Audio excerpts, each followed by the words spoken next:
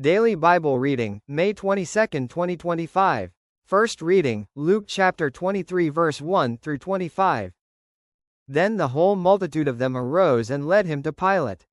And they began to accuse him, saying, We found this fellow perverting the nation, and forbidding to pay taxes to Caesar, saying that he himself is Christ, a king. Then Pilate asked him, saying, Are you the king of the Jews? He answered him and said, It is as you say. So Pilate said to the chief priests and the crowd, I find no fault in this man. But they were the more fierce, saying, He stirs up the people, teaching throughout all Judea, beginning from Galilee to this place. When Pilate heard of Galilee, he asked if the man were a Galilean.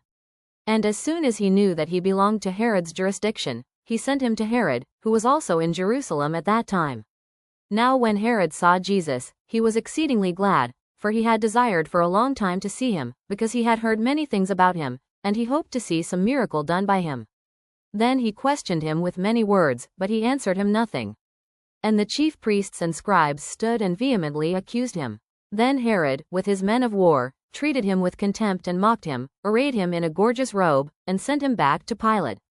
That very day Pilate and Herod became friends with each other, for previously they had been at enmity with each other. Then Pilate, when he had called together the chief priests, the rulers, and the people, said to them, You have brought this man to me, as one who misleads the people. And indeed, having examined him in your presence, I have found no fault in this man concerning those things of which you accuse him. No, neither did Herod, for I sent you back to him, and indeed nothing deserving of death has been done by him. I will therefore chastise him and release him. For it was necessary for him to release one to them at the feast.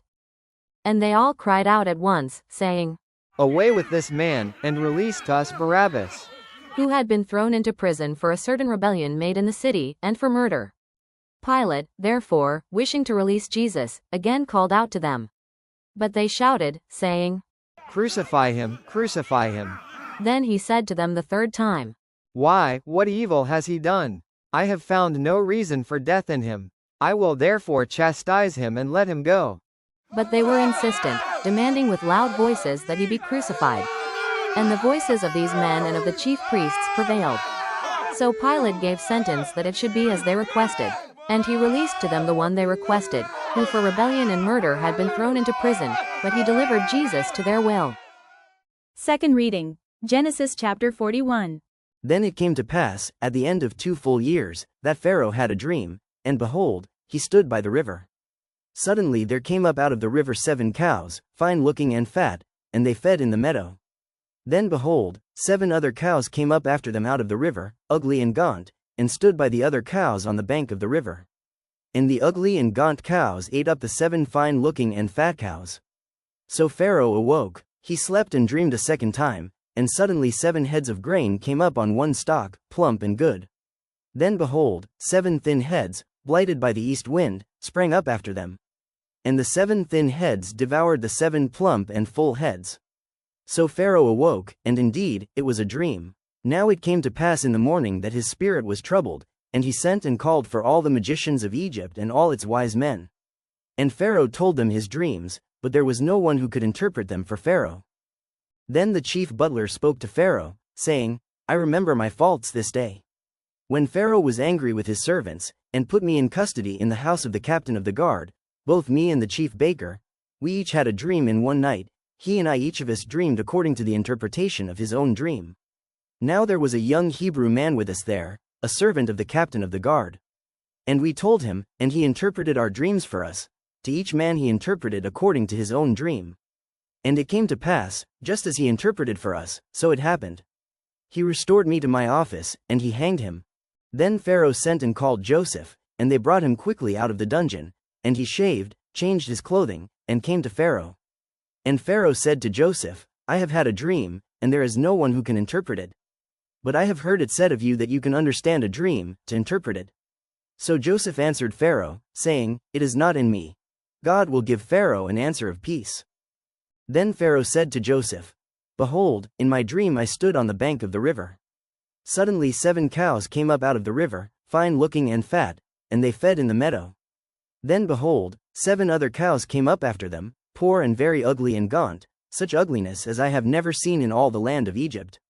And the gaunt and ugly cows ate up the first 7, the fat cows. When they had eaten them up, no one would have known that they had eaten them, for they were just as ugly as at the beginning. So I awoke, also I saw in my dream, and suddenly 7 heads came up on one stalk, full and good. Then behold, 7 heads, withered, thin, and blighted by the east wind, sprang up after them. And the thin heads devoured the 7 good heads. So I told this to the magicians, but there was no one who could explain it to me. Then Joseph said to Pharaoh, "The dreams of Pharaoh are one. God has shown Pharaoh what he is about to do.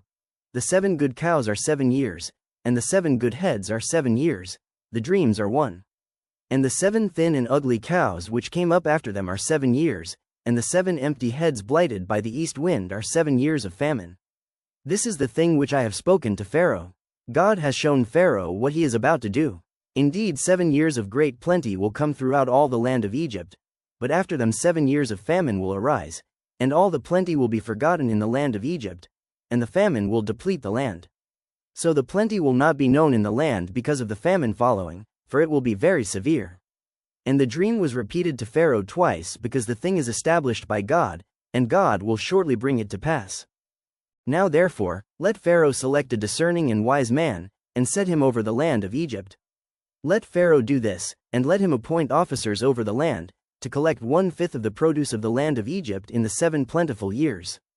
And let them gather all the food of those good years that are coming, and store up grain under the authority of Pharaoh, and let them keep food in the cities. Then that food shall be as a reserve for the land for the 7 years of famine which shall be in the land of Egypt, that the land may not perish during the famine. So the advice was good in the eyes of Pharaoh and in the eyes of all his servants. And Pharaoh said to his servants, "Can we find such a one as this, a man in whom is the Spirit of God?" Then Pharaoh said to Joseph, "Inasmuch as God has shown you all this, there is no one as discerning and wise as you. You shall be over my house, and all my people shall be ruled according to your word, only in regard to the throne will I be greater than you." And Pharaoh said to Joseph, "See, I have set you over all the land of Egypt." Then Pharaoh took his signet ring off his hand and put it on Joseph's hand, and he clothed him in garments of fine linen and put a gold chain around his neck. And he had him ride in the 2nd chariot which he had, and they cried out before him, "Bow the knee." So he set him over all the land of Egypt. Pharaoh also said to Joseph, "I am Pharaoh, and without your consent no man may lift his hand or foot in all the land of Egypt." And Pharaoh called Joseph's name Zaphnath-Paaneah, and he gave him as a wife Asenath, the daughter of Potiphera priest of On. So Joseph went out over all the land of Egypt. Joseph was 30 years old when he stood before Pharaoh king of Egypt.